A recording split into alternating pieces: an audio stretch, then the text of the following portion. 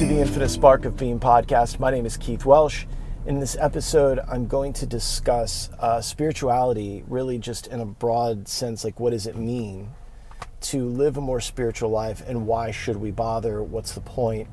Pardon me, you're going to hear my windshield wipers from time to time. I'm about to go on a little run and it is drizzling off and on. But before I do that, go to the website, join the Patreon. $10 a month, the Journey tier gives you access to the first Wednesday of every month online gathering.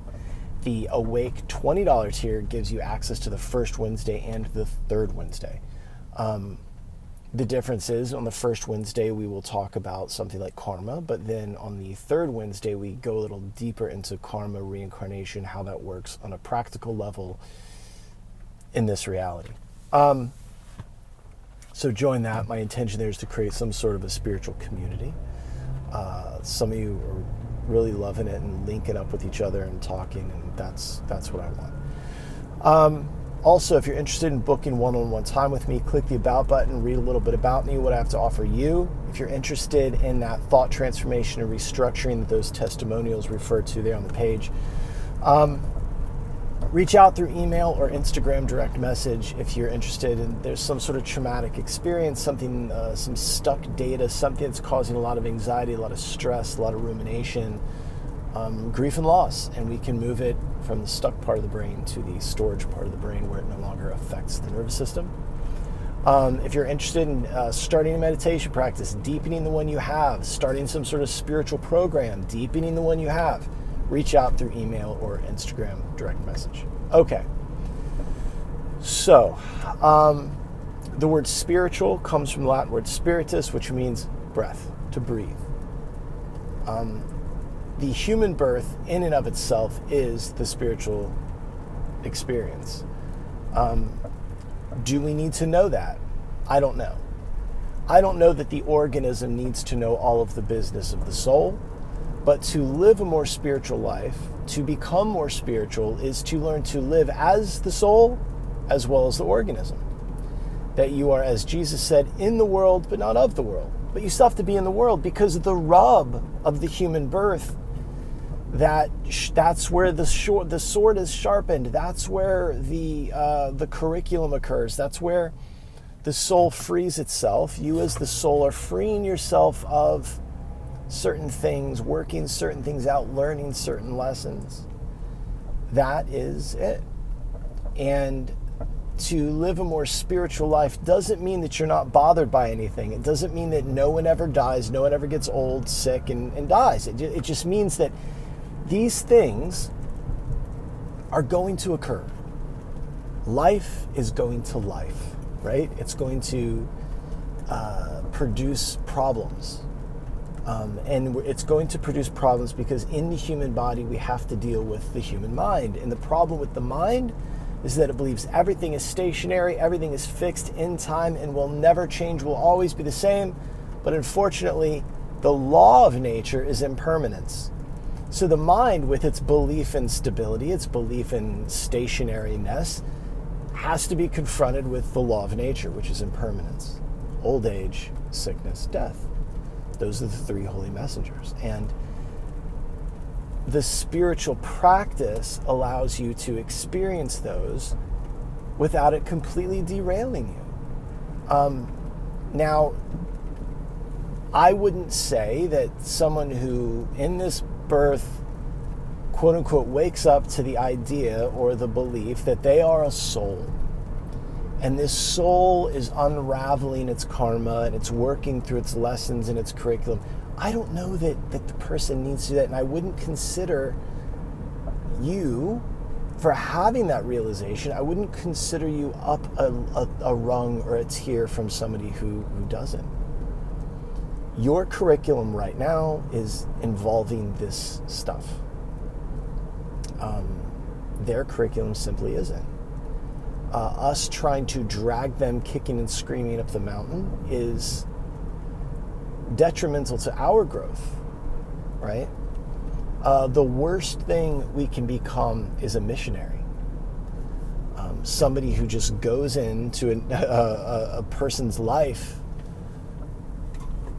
They didn't invite you. You know, you think about the classic idea of the missionary that shows up in the jungle, this indigenous community living their life and enjoying it, and then the missionaries show up and, you know, change everything and you know, beat them into submission at some point, or con them through t-shirts and Nikes. You know, don't become that. It's not your job to wake everybody up. I don't even consider it my job. Some of you are going to hear this the way you're going to hear it. Some of you are going to ignore it. Some of you are going to think I'm a lunatic. Some of you aren't even listening to this, right? There's a lot of people that don't. And that's fine too. You don't have to save everybody. If it works for you, good. I will say this. The thing that pushed me into the mental health field as a meditation teacher initially, like I've said before, I didn't necessarily want to, but I took the gig, I did it. And the thing that drew me in, that made me want to do it more, was that I saw that it was beneficial to other people. I just thought it was like my thing, this is what I do, blah, blah, blah. But I saw that it was helpful to other people. So I just saw it as like, I'm going to talk and I'm going to share. And if it hits them the right way and they benefit from it and it works, then good. If not, that's okay too. It's just not time. You know, there's that saying, I believe in Zen, that a leaf falling at the right moment wakes you up. At the wrong moment, a whole tree full of leaves falls on you and nothing happens. That's okay too. There's also that great Zen saying, before samadhi, or before Zen, chop wood, carry water. After Zen, chop wood, carry water. You know, before you wake up, old age, sickness, death. After you wake up, old age, sickness, death. And this always inevitably brings us back to karma, you know, and that this is really about how we relate to these things rather than the things themselves, right? Life is going to life, right? Life is going to produce problems. It's going to do what it does. The world is going to turn because that's what the world does. And how we relate to as the world turns, that title, that old soap opera, then that's our spiritual practice. So, you know, being confronted with the stuff of life and not falling apart and being able to be a benefit to other people during those rough moments, that's really where the spiritual rubber hits the road. So that saying, you know, when everyone says, I'm spiritual, but I'm not religious, I believe that can be a problem too, because a lot of you that say that don't do anything religiously. I always find it very interesting when someone with a very dedicated yoga practice, very dedicated, says, well, I'm not religious, but I'm spiritual. They do yoga religiously. They believe what they believe religiously. They have certain things they do religiously. And the confusing part, I guess, with a lot of this is the actual definitions of these words. Because what's interesting is the word spirituality, if you look it up in the Oxford Dictionary, it says one thing, and in the Webster Dictionary, it says something else. So, you know, I like the definition, spirituality is concerning the spirit or the soul as opposed to material things, material whatever, right? I think that's probably a good definition. I would add to that when spirituality becomes more of a component in your everyday life, those three-dimensional material things change. The way we interact with this birth changes. And that's what this birth is for. This is why taking birth in the realm of the gods, according to Buddha, wasn't ideal. An animal birth wasn't ideal. A demigod wasn't ideal. The devas wasn't ideal. This messy, weird human birth was the perfect, ideal situation to wake up in. This is it. So congratulations, you made it, right? Everybody made it that you know, and that's good. On the other hand,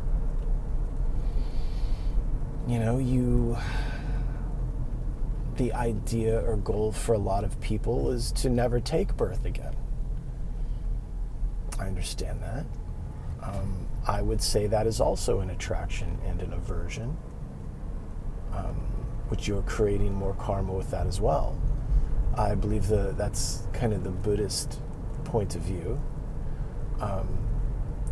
Those are one of those annoying little things I would like to bring up during satsang, is aren't we still playing in preference? Because I would say things like, well, I've had a good life, I would do this again. Yeah, it's fine. I don't remember in the other ones anyway, so I would like to think that at the moment of death, maybe this time I could be a little more conscious and play around a little bit more. I don't know. I also think part of it is that you take birth and you forget. And then you run into this thing, well, then what's the point of all of this spiritual practice and all of this stuff? And my answer to that legitimately is, well, you got to do something while you're here. And I find this stuff fun and enjoyable. I'm a curious person. I like to see what happens, and so that makes this interesting to me. Can I twist and bend my experiences and my reality? Let's try it. That's what I like. At this point, the organism with a jelly computer and a bone helmet and the mind and all is a little bored with just regular shit, So I like to do this. I think that we get into the ego when we start to put a right and a wrong and a whatever, but I understand we have to play in that. Well, it's right to do this and it's wrong to do that, and by living a more spiritual life, you live a more proper and beneficial, skillful existence. Okay, all right. I don't know. I don't know that it's vitally important for everybody. I also know that not everybody gets to live. And when I say live, I don't mean that bodily birth and death. I mean just live, enjoy. I think that this birth for some people is just going to be very, very difficult. And that's okay too. I can't bog myself down in whether or not they're enjoying themselves. I have my own life to live. Spirituality becomes this balancing act between, I guess, being in the world but not getting lost in the world. One of the things that drew me to Bhadda Hari Das was him saying, I'm still fascinated by the world. I still like it. And I loved that. Krishna is often called the supreme enjoyer. That enjoyment itself is Krishna. Pain is also Krishna. It's interesting. But to live a more spiritual life, I also believe requires a community. I don't think that it's that much of a feat to lock yourself in a cave or in an ashram somewhere and live a perfectly spiritual life. I mean, anybody can do that. That's why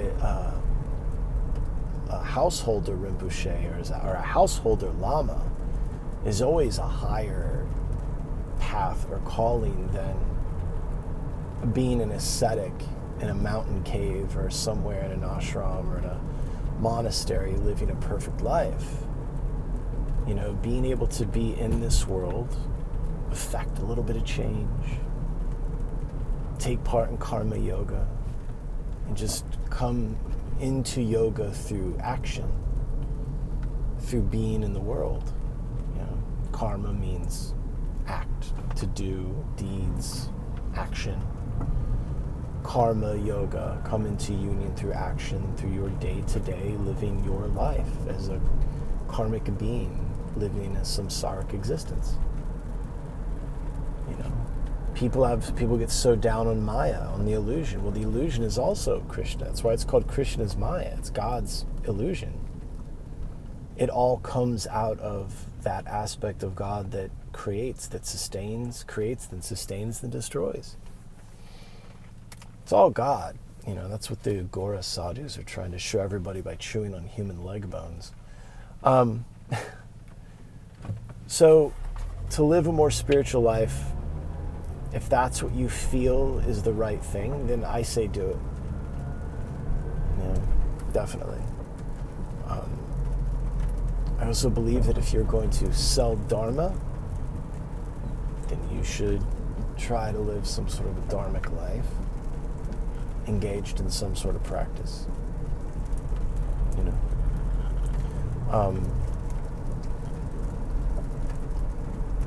I think that Americans especially have an attraction to experiences and costumes and very superficial things. I think that's dangerous because we mistake we mistake the path for the goal.